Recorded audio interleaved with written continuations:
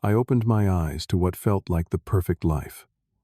A thriving tech company, a beautiful fiancée named Amanda, and our dream wedding only days away.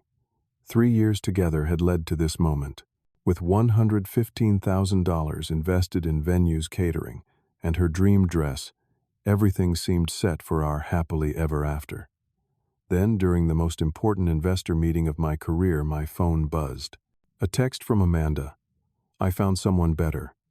We're done." My heart stopped, but my fingers typed calmly. "As you wish." Before I share what happened next, drop a comment where you are watching from. Hit that like button, and subscribe if you want to see how I turned this betrayal into the most satisfying revenge ever served cold. I was not always the man you might picture today.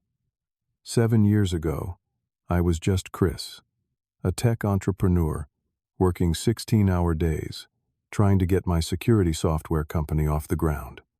Success came gradually, then suddenly. By 32, I had 50 employees and contracts with 3 Fortune 500 companies. My personal life, however, remained empty. That changed at the TechCon industry conference in San Francisco.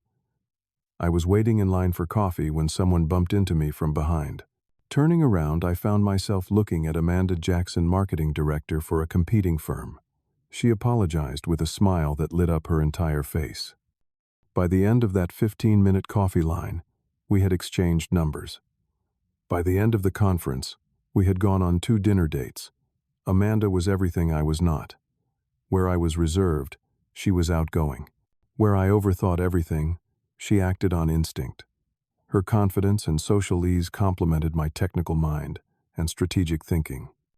The first 6 months were a whirlwind of weekend getaways, late-night conversations, and a connection that felt deeper than anything I had experienced before.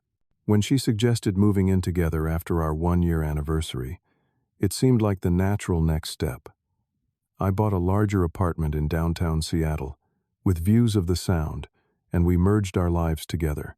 The first small warning sign appeared during the move. While I wanted to combine our furniture and create a home that reflected both of us, Amanda insisted on replacing nearly everything with new high-end pieces. "Your bachelor furniture does not match my aesthetic," she explained, while ordering a $12,000 living room set.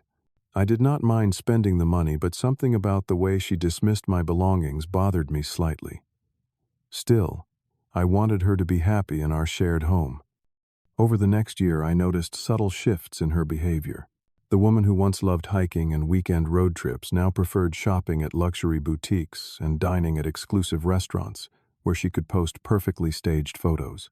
The change was gradual enough that I could explain it away. We were both doing well professionally. Why not enjoy the fruits of our success? 2 years into our relationship, I proposed during a private dinner cruise on Lake Washington. I had spent weeks designing a custom 5-carat diamond ring, consulting with jewelers to create something as unique as our love. When I opened the box, her eyes widened, but her first words were not what I expected.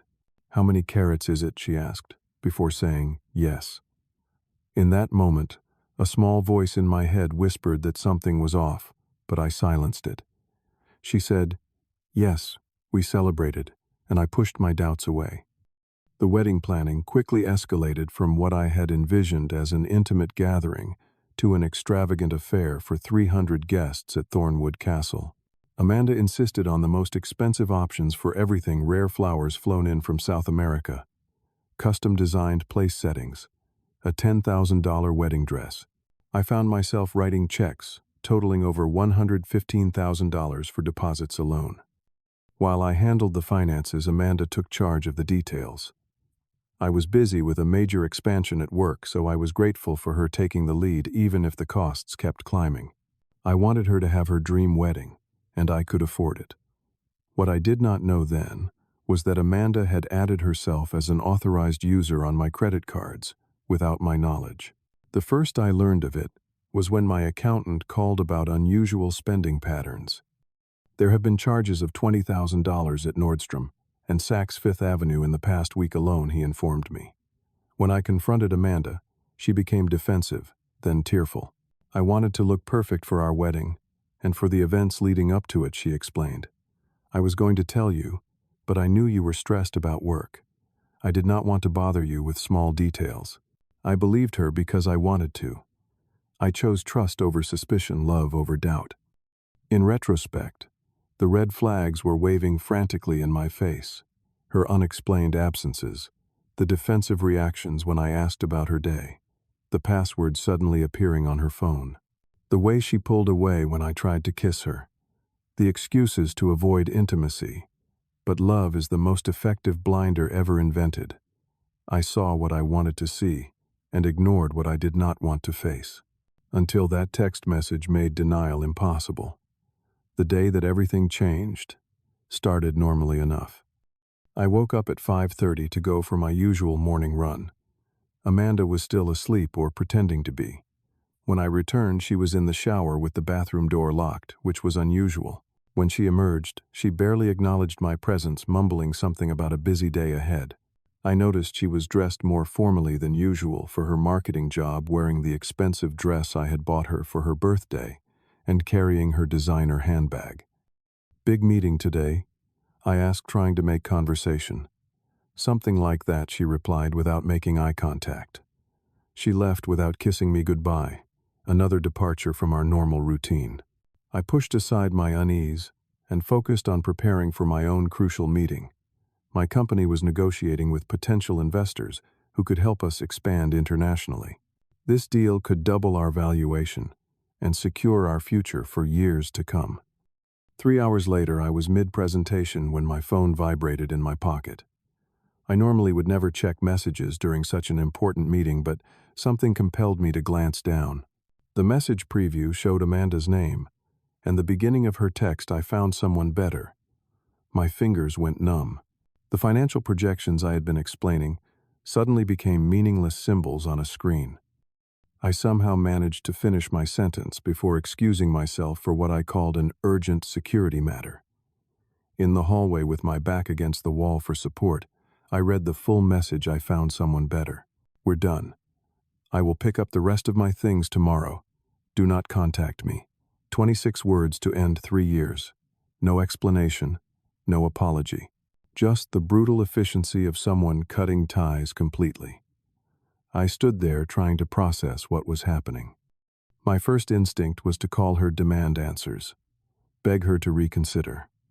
Instead, I took a deep breath and typed the only response I could manage with dignity: as you wish. Then I returned to my meeting. Somehow operating on autopilot, I finished my presentation. The investors asked questions that I answered coherently, though I have no memory of what I said. They must have been satisfied because they agreed to move forward with the deal. Under any other circumstances, this would have been the highlight of my professional career. Now it felt hollow. The drive home was a blur. My mind cycled between disbelief, anger, heartbreak, and confusion. When I arrived at our apartment, I half expected it to be some cruel joke that Amanda would be there with an explanation. Instead, I found her engagement ring placed carefully on the kitchen counter, like a period at the end of a sentence. Moving through our home in a daze, I went to our bedroom. Her closet door stood open, revealing that she had taken most of her designer clothes and all of her jewelry. Curiously, she had left behind the more affordable items, the comfortable clothes she wore around the house. It was as if she was shedding her old identity completely. On the bed was a stack of credit card statements that she had apparently forgotten to take or had deliberately left behind. Flipping through them, my stomach dropped. There were charges I had never seen before: luxury hotels in the city, where we lived, expensive restaurants on evenings, when she had claimed to be working late, jewelry purchases that I had never seen her wear. My phone rang, startling me. It was Michael, a mutual friend who worked at Amanda's company. "Chris, I just heard. I am so sorry, man. I should have told you sooner." Told me what I asked, though part of me already knew. "Amanda has been seeing Victor Blackwell for at least 3 months. Michael said, his voice heavy with guilt.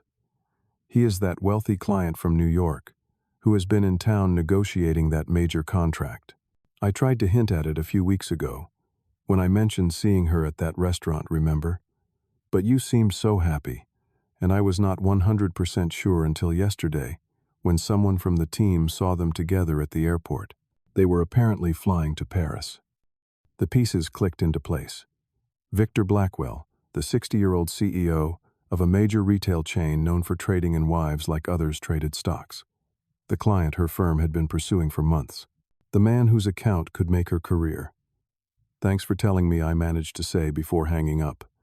Driven by a need to know everything, I opened her laptop that she had also left behind. She was still logged into her email, which revealed airline confirmations for 2 to Paris departing that morning. Then I found something worse, a separate Instagram account under a variation of her name that she had never mentioned to me. There, documented in carefully filtered photos, was her secret life. Intimate dinners with an older man, whose face was never fully shown, but whose expensive watch and tailored suit cuff were visible in several shots. Captions with inside jokes and heart emojis. The most recent post from that morning showed a champagne glass against an airplane window with the caption, "New life begins today. Goodbye, Seattle. Hello forever." As if that was not enough, I discovered hotel receipts in her email, dating back 4 months. She had been meeting him at the Four Seasons downtown, barely 2 miles from our home, on nights when she told me she was working late. The final blow came when I checked our shared calendar and saw the wedding date staring back at me, just 1 week away. All vendors paid, honeymoon tickets purchased, family members with flights booked coming from across the country. I sat on the floor of our bedroom and finally let the tears come, not just for the betrayal, but for my own blindness, for the future I had imagined that now lay in ruins, for the public humiliation that would follow, having to tell everyone the wedding was off because my fiancé had left me for another man. In that moment, the pain was so intense I could hardly breathe. But somewhere beneath the pain, another emotion was beginning to form. Not just anger, but determination. If Amanda thought she could simply walk away from the mess she had created and leave me to clean it up, she had severely underestimated me. The same strategic mind that had built my company from nothing was now turning toward a different kind of problem-solving. I gave myself exactly 24 hours to feel the full force of my emotions. One day to rage, to grieve, to question everything about our relationship. Then, as the sun rose the next morning, I shifted into action mode. My first call was to Jacob Reeves, my attorney. We had been friends since college, and he had helped structure my business from the beginning. I explained the situation in clinical detail, focusing especially on the unauthorized credit card usage. That is, textbook financial fraud, Jacob said after hearing me out. Adding herself as an authorized user without your knowledge or consent, then making large purchases. The law is very clear on this. But are you sure you want to pursue this angle? It could get messy. I am sure, I replied. I want to protect myself, and I want her to face consequences. Jacob advised me on immediate steps to take, starting with freezing all joint accounts and credit cards. Then he helped me draft formal cancellation notices for all wedding vendors, explaining the situation and requesting refunds where possible. Next, I created a detailed spreadsheet documenting every penny spent on wedding preparations.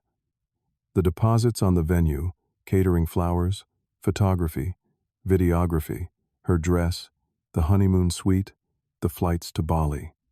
When the final number appeared on my screen, I felt a cold resolve strengthen within me.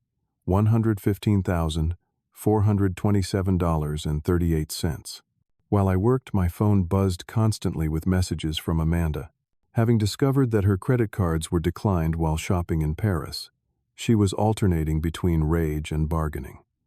"Why would you do this to me? You are being petty. Please unfreeze the cards. I need them for the hotel. This is not fair, Chris. I deserve half of everything. I am sorry for how I ended things. Can we talk about this like adults?" I did not respond to any of them. Instead, I contacted each wedding vendor personally. Many were sympathetic after hearing a simplified version of what happened. The caterer even offered a full refund of my deposit, saying, "My first husband did something similar.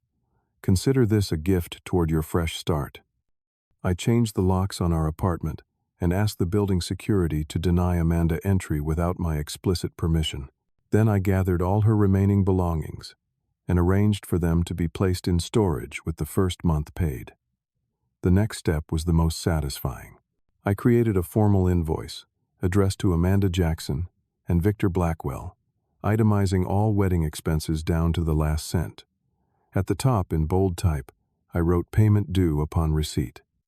I included copies of all receipts, bank statements, showing the transfers from my account, and a separate document outlining the potential legal consequences of financial fraud in Washington state. I sent the package via certified mail to Victor's New York office, to Amanda's parents' home, and to the Paris hotel where I knew they were staying. As a final measure, I contacted Amanda's company's ethics department. Most firms have strict policies against employees having personal relationships with clients without disclosure. Her secretive relationship with Victor represented a clear conflict of interest that her employers would want to know about. By the end of that productive day, I had taken back control of my life. The wedding was officially canceled, my money was secure, and Amanda's deception was exposed to the people who mattered most to her. Now came the hardest part: telling friends and family. Rather than making dozens of painful phone calls, I decided to post a simple, dignified announcement on social media. Due to circumstances beyond my control, I regret to inform friends and family that the wedding between Amanda Jackson and myself has been canceled. I appreciate your understanding and support during this difficult time. Please contact me directly regarding any questions about travel arrangements you may have made. The response was overwhelming. Friends called to offer support. Family members expressed their concern and love. Even business associates reached out with messages of solidarity. Several friends who had grown distant during my relationship with Amanda reconnected, some admitting that they had seen red flags in her behavior, but had not known how to tell me. For the next several days, I focused entirely on my work and self-care. I doubled my usual running distance each morning. I reconnected with friends I had neglected. I threw myself into finalizing the investment deal that had been overshadowed by Amanda's betrayal. Rather than trying to numb the pain with alcohol or rebound relationships, I let myself feel everything, processing the hurt rather than postponing it. 5 days after sending the invoice, I received the first call from Paris. It was not Amanda, but Victor. "What kind of stunt are you trying to pull?" he demanded without introduction. "No stunt," I replied calmly. "Just requesting payment for services rendered." Amanda agreed to those expenses with the understanding that we would share the financial burden of marriage. Since she has chosen to terminate our agreement, the outstanding balance comes due immediately. "This is ridiculous," he sputtered. "I am not paying for a wedding that never happened." "That is between you and Amanda," I said. "But you might be interested to know that the credit card fraud has been reported to the relevant authorities. Amanda's unauthorized use of my credit cards constitutes a felony in Washington state. Of course, I would be willing to discuss dropping those charges as part of a settlement agreement." The line went silent for a moment before he said, "I will have my people call your people," and hung up. The next day, Amanda's parents showed up at my office. Unlike Victor or Amanda, they were apologetic and clearly horrified by their daughter's behavior. "We did not raise her to do something like this," her father said, looking genuinely distressed. "We had no idea about any of it until we received your package. We have always thought of you as family," her mother added tearfully. "We still do." Their sincerity touched me. They were victims in this too, having looked forward to a wedding that would never happen, and now having to face their daughter's public disgrace. "I do not hold either of you responsible," I assured them. "But I cannot simply absorb this financial loss, especially given the circumstances of Amanda's departure." They nodded in understanding. Before leaving, Amanda's father shook my hand firmly and said, "Whatever happens next, know that we respect how you have handled this. Many men would have handled it much worse." Exactly 1 week after Amanda's text message, my phone rang with an unfamiliar number. The caller identified himself as Gerald Matthews, Amanda's attorney. My client is prepared to discuss a resolution to this unfortunate situation, he began in the practiced tone of someone used to cleaning up wealthy clients' messes. I am listening, I said. First, these accusations of credit card fraud are excessive and unwarranted. My client was your fiancée and had a reasonable expectation of access to shared resources. She added herself as an authorized user. Without my knowledge or consent, I countered. That is the textbook definition of fraud. I have the documentation showing when and how she did it. But please continue. There was a pause before he adopted a more conciliatory tone. We would like to resolve this without involving the authorities. Miss Proscent, Jackson is prepared to return the engagement ring and make payments toward the wedding expenses over time. The full amount I specified, plus the unauthorized credit card charges, which total just over $43,000. And I want a signed admission of her actions and a formal apology. That is unreasonable, he protested. What is unreasonable is expecting to commit fraud, abandon someone a week before their wedding, and face no consequences. I replied, I have all the documentation, witnesses to her relationship with Mr. Blackwell while we were engaged, and a rock-solid case. Would your client prefer to handle this privately, or in court, where everything becomes public record? The call ended with his promise to discuss my terms with Amanda. 3 hours later, he called back with her acceptance. As for her career, the ethics complaint had immediate effects. Her firm placed her on probation, pending a full investigation. Victor Blackwell, unwilling to be associated with the scandal, took his business elsewhere. The promising career path she had betrayed me for suddenly looked much less certain. With the settlement agreement in place and a payment plan established, I found myself at a decision point. What would I do with the refunded deposits and my unexpected free time? The answer came from an unexpected source. My sister called one evening after hearing about the canceled wedding. You know what you should do, she said, without preamble.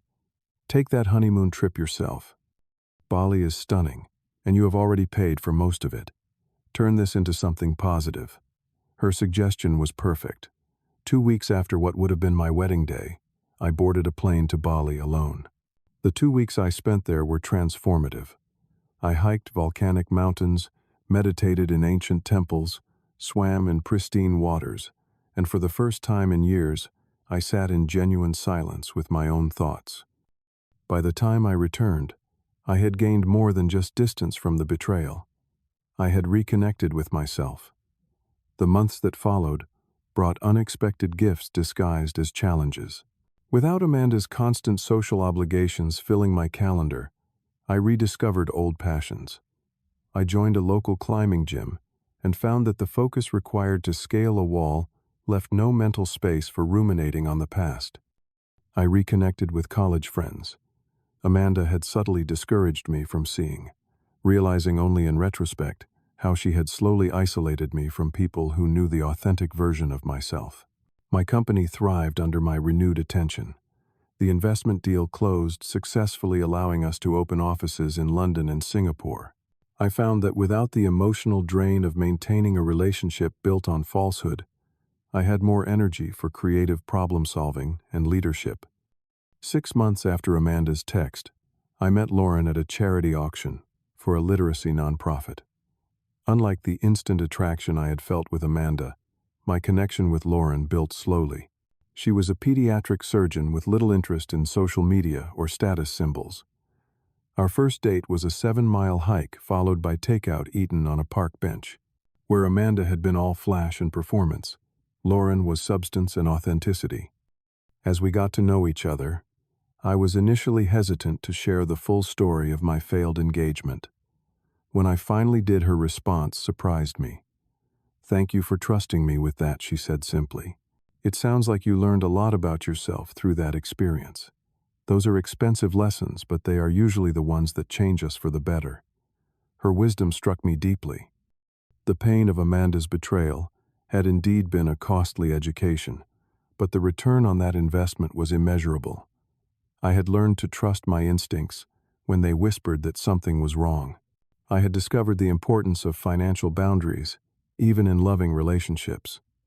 Most importantly, I had learned that my worth was not determined by someone else's ability to recognize it. 1 year to the day after receiving that text message, my company celebrated a major milestone.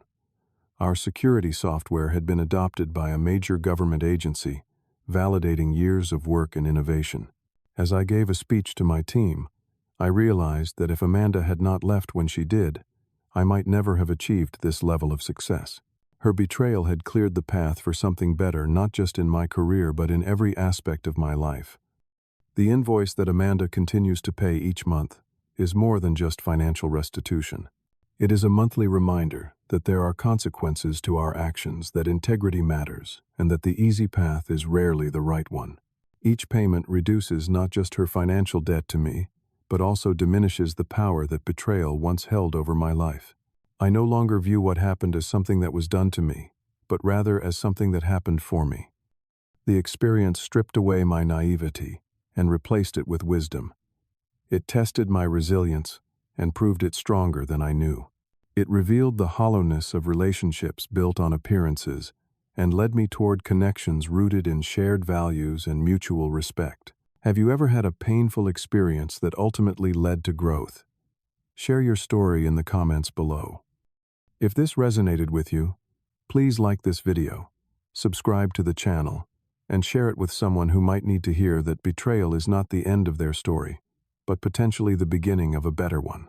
Thank you for listening. And remember, sometimes the things we think are breaking us are actually breaking us open to become who we were always meant to be.